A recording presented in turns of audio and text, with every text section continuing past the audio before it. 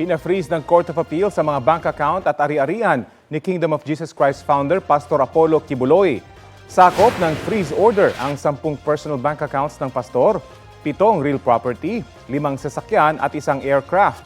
Pati ang 47 bank accounts ng KOJC 16 na ari-arian at 16 na sasakyan.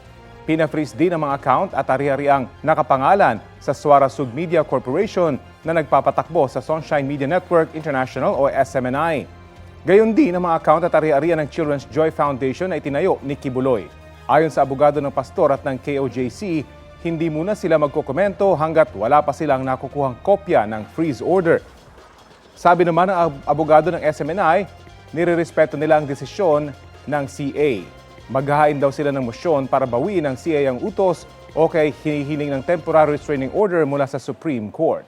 Nahaharap si Kibuloy sa mga kasong child and sexual abuse at qualified human trafficking.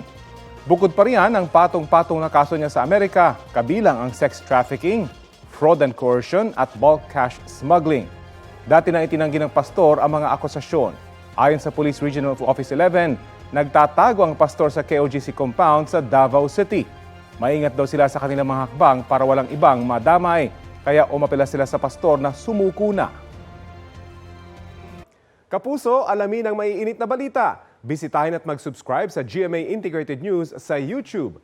Sa mga kapuso abroad, samahan nyo kami sa GMA Pinoy TV at sa www.gmanews.tv.